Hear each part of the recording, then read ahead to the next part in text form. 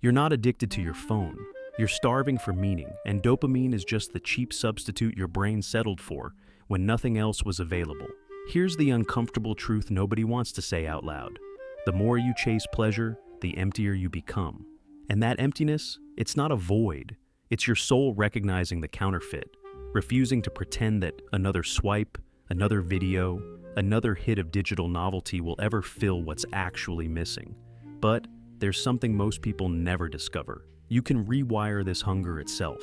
You can train your brain to crave depth the same way it currently craves distraction. And when that shift happens, everything changes. Let me show you how. Your brain isn't broken. I need you to hear that first, because you've probably spent months, maybe years, believing something is fundamentally wrong with you. Why can everyone else focus? Why do you keep failing at the things that matter? Why does your phone feel magnetic while your goals feel like punishment? None of that means you're defective. Your brain is doing exactly what it was designed to do. It's searching, hunting, reaching for something that makes life feel significant. The problem isn't the search. The problem is what modern life has given you to find. We live in a world that has replaced meaning-rich experiences with meaning-empty stimulation. Every app, every algorithm, every notification sound has been engineered by teams of brilliant people whose only job is to hijack your brain's natural hunger for purpose and redirect it toward their screens. Dopamine was never meant to reward endless novelty. For thousands of years, it rewarded the things that kept you alive and made life worth living. Connection with others, mastery of skills, understanding your world, growth, purpose, achievement. Deep rewards that took time to earn, but satisfied something fundamental in your soul. Now, dopamine rewards you for doing absolutely nothing. Swipe, new image, swipe, new joke, swipe, new outrage. Your brain gets the chemical signal that says you're doing something meaningful while you're actually doing the exact opposite. And here's what makes this so insidious. That ache you feel after 3 hours of scrolling, that exhaustion that's somehow worse than physical tiredness, that quiet desperation that whispers, "What am I even doing with my life?" That's not boredom. That's your soul recognizing the counterfeit. That's the deepest part of you refusing to accept sugar when what you actually need is protein. That's meaning starvation, and your body knows it even when your conscious mind doesn't. You don't need more discipline. You don't need to hate yourself into focus. You need to feed the right hunger.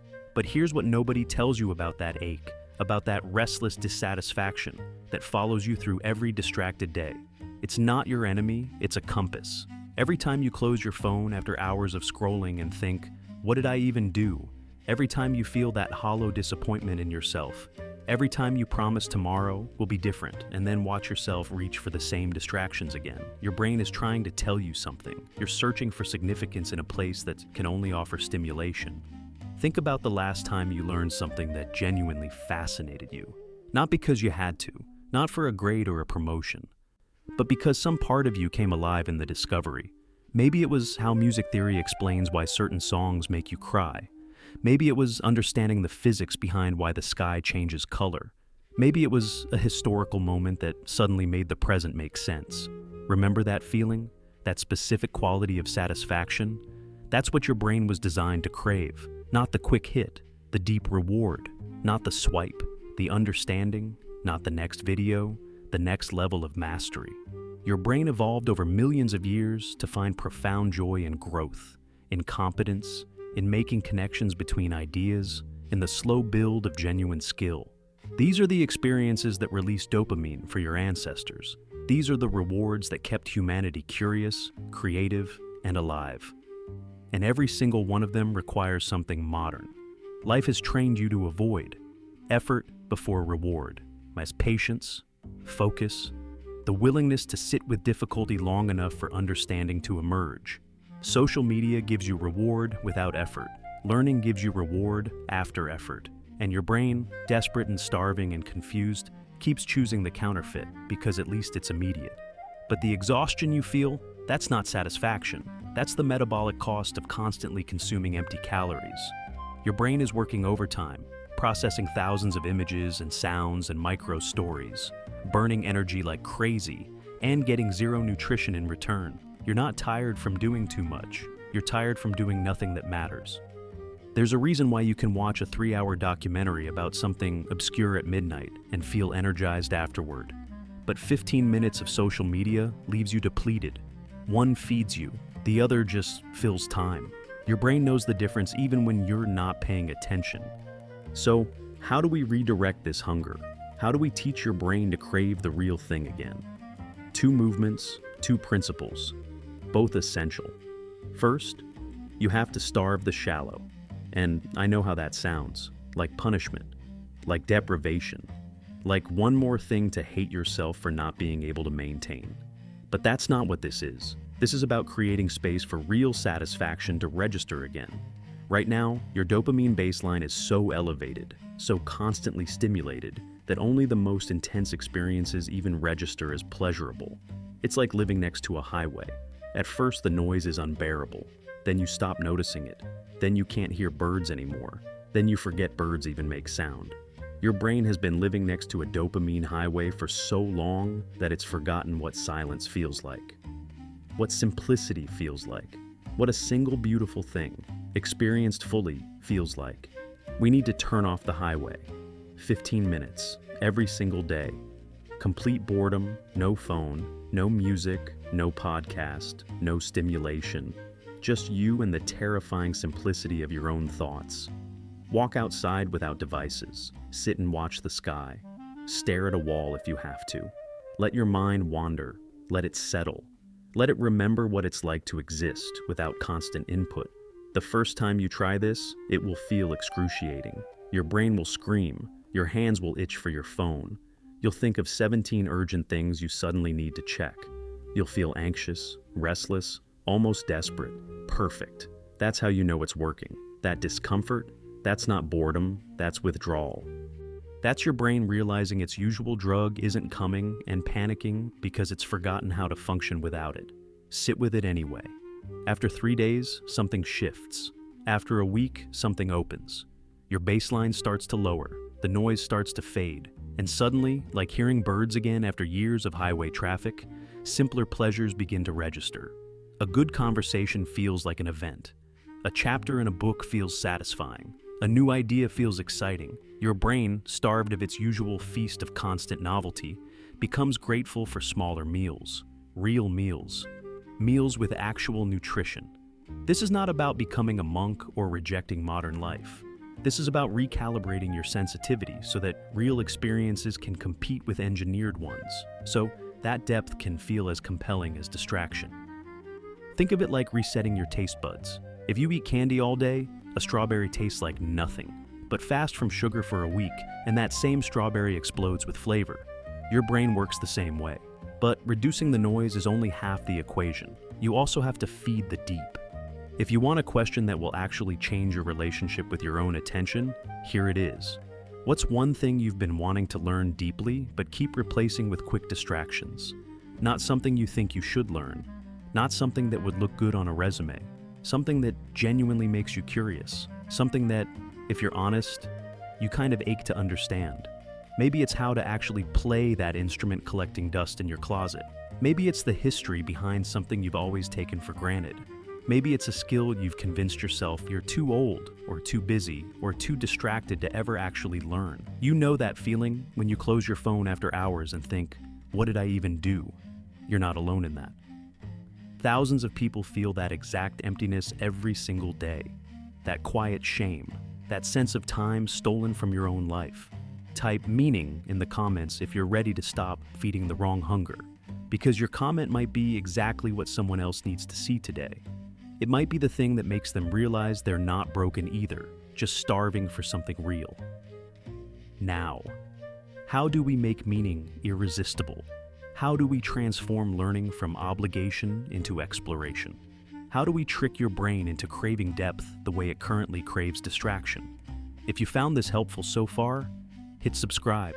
I share these insights every week, and I want to help you build a life that actually satisfies the deepest parts of you. And hit the like button so this reaches someone else who needs to hear it. We make the deep deliver what the shallow promised but never gave: genuine satisfaction. Start seeing everything you want to learn as detective work. Every concept is a clue. Every book is a map to how reality actually works. You're not studying, you're investigating, you're uncovering, you're learning the cheat codes to existence itself. Your brain craves this. It's why you can watch a 3-hour video, essay about something random at 2 in the morning. It's why true crime podcasts exist. It's why you fall down research rabbit holes when something genuinely hooks you. That curiosity didn't disappear. It just needs the right target. Here's the practical part. The specific techniques that transform abstract intention into actual change. Break whatever you're learning into small, conquerable pieces.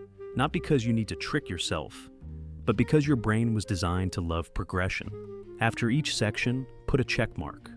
Draw a star. Create some tiny ritual that says, I did this. That simple act of completion, it triggers dopamine. Real dopamine. The kind that actually satisfies because it's attached to genuine accomplishment. Think about video games for a moment. Why are they so addictive? Not just because of graphics or stories, but because of the constant feedback loop. Complete a quest, get a reward, level up, see progress. Your brain gets immediate evidence that your effort mattered. Learning can work the same way if you structure it right. Use the Pomodoro technique, but understand why it works. 25 minutes of focused exploration, then 5 minutes of rest. Your brain loves finite challenges. It loves countdowns. It loves knowing exactly what's expected and for how long. Make it a game to stay completely present during those 25 minutes. Not because you're forcing yourself, because you're genuinely curious to see how deep you can go. Track how many sessions you complete, not to punish yourself for missing days, but to celebrate the ones where you showed up. Progress is the ultimate dopamine trigger when it's attached to something meaningful. Explain what you're learning out loud, as if you're teaching someone who's never heard of it before. Your ancestors learned by teaching each other around fires. Your brain processes information differently when you verbalize it, and the feeling of mastery, of being able to explain something clearly, releases more dopamine than 1,000 swipes ever could. You can do this alone in your room. Talk to yourself. Pretend you're making a video. Explain the concept to an imaginary child. The act of translating complex ideas into simple language forces your brain to truly understand them, and that understanding feels incredible. Take notes by hand, use colored pens. The physical act of writing, the visual variety, the embodied nature of marking paper with ink. It stimulates parts of your brain that typing never touches. You're not just processing information, you're creating something. And creation has always been one of humanity's deepest pleasures. There's something profound that happens when you write by hand. Your brain slows down. It can't copy-paste. It has to process, synthesize, choose what matters.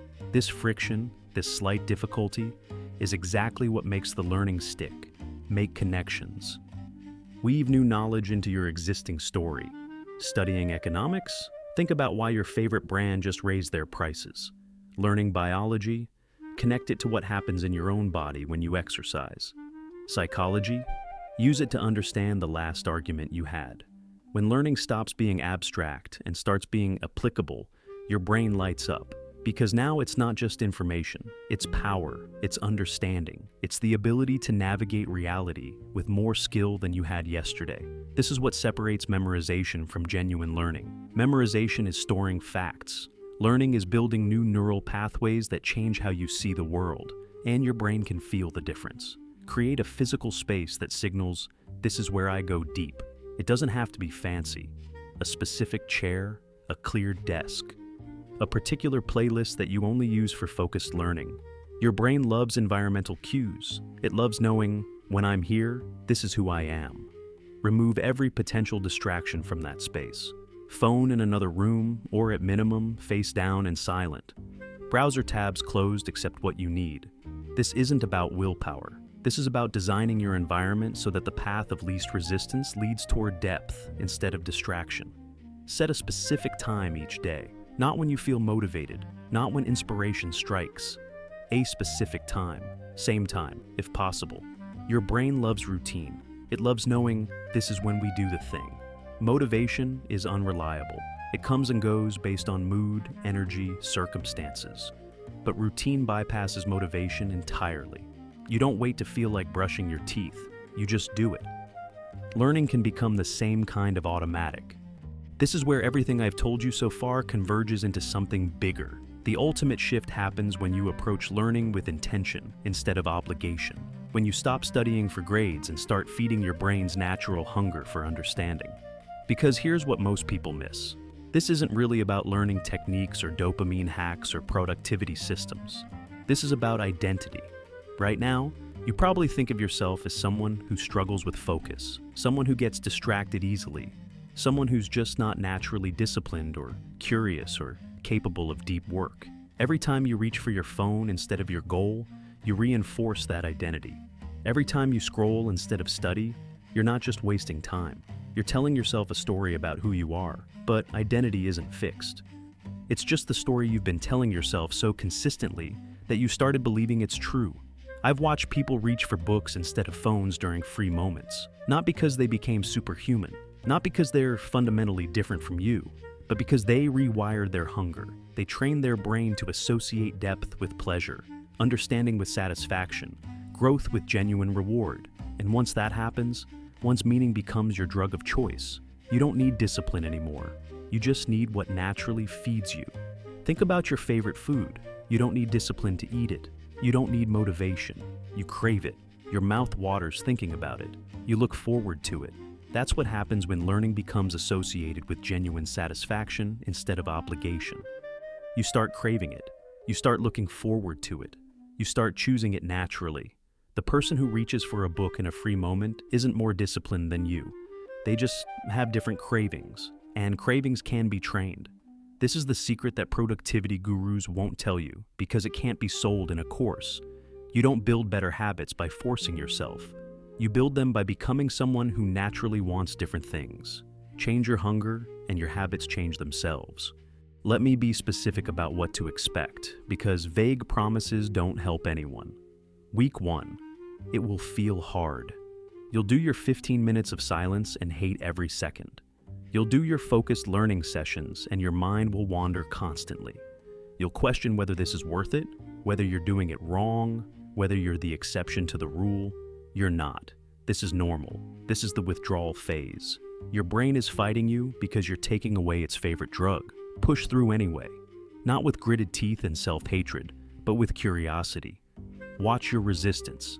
Notice how desperately your brain wants to return to the familiar. This observation itself is valuable. Week 2. Small shifts start appearing. Your 15 minutes of silence becomes less torturous, maybe even occasionally peaceful. Your focused sessions still feel difficult, but you're catching glimpses of something else. Moments where you actually get absorbed, where time passes without you noticing. These glimpses are everything.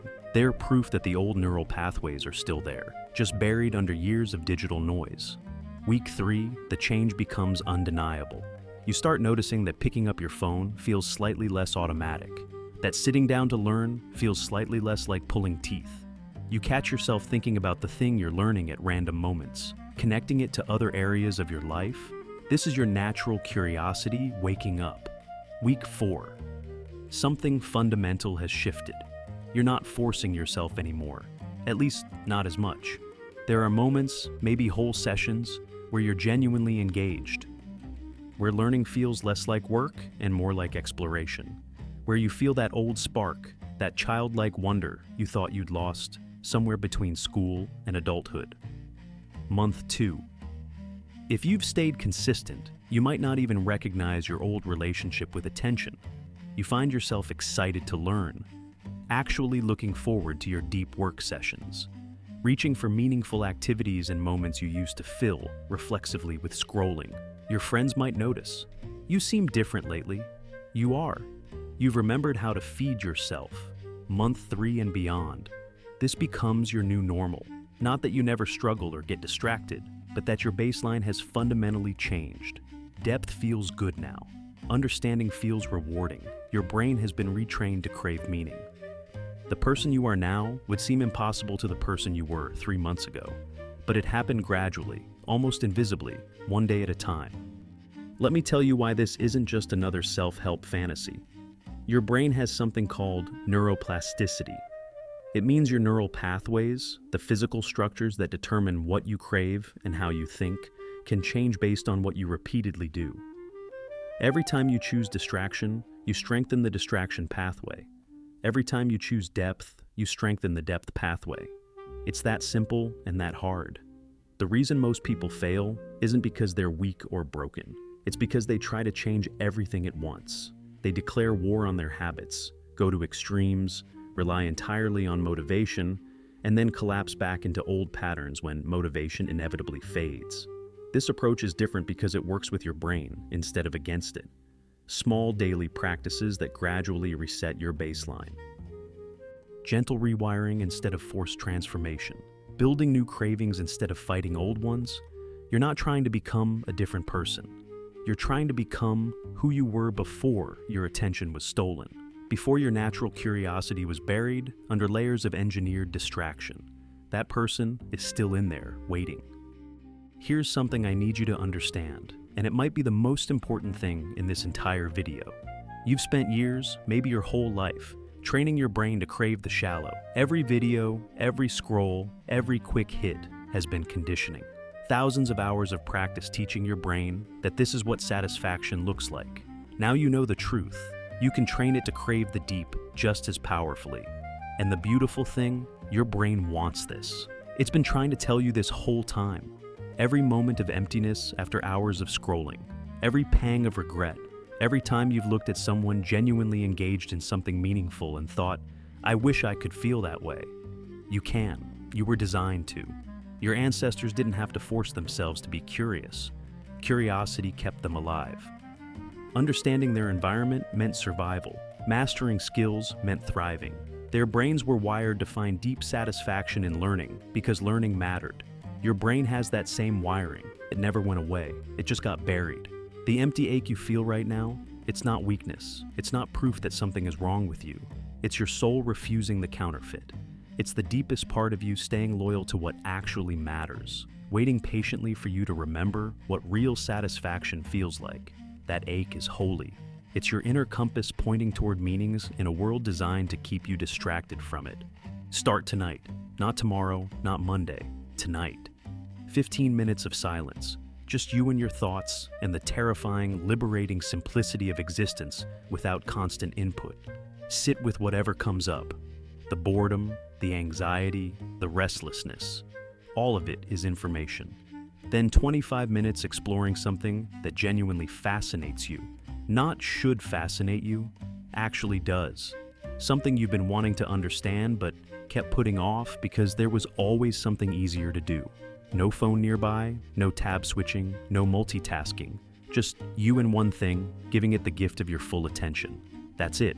That's day one. Do it again tomorrow and the day after. Not perfectly. You'll miss days. You'll struggle. You'll doubt. That's part of the process. But if you show up more often than you don't, if you keep choosing meaning over distraction more days than not, within 2 weeks, you'll notice the shift. Your phone will start feeling less magnetic. Books will start feeling less like work. Ideas will start hooking you the way videos used to. Within a month, you might not recognize your old relationship with attention. You might find yourself genuinely excited to learn, actually craving understanding, reaching for depth in moments you used to fill with distraction. Within 3 months, people will ask what changed, and you'll realize you just stopped settling for the counterfeit. Your brain isn't your enemy. It never was. It's just been hungry for the right things, and nobody ever taught you how to feed it. Every distraction you've ever reached for was your brain searching for meaning and settling for stimulation, because that's all it could find. Every hour you've ever scrolled was your soul trying to fill a void with something, anything, even if it knew it wouldn't work. You weren't wasting time. You were starving. But now you know what real nourishment looks like. You know how to train your hunger. You know how to feed the deep. The rest is just practice. Just showing up, just choosing over and over to give your brain what it actually needs instead of what it's been conditioned to crave. This is not about becoming superhuman. This is about becoming human again. Train your hunger, feed the deep. Reclaim the brain that was always supposed to be yours. The person you could become is waiting on the other side of this shift. Not perfect, not flawless, just more alive, more engaged, more satisfied, more you. Start tonight. Your future self is already grateful.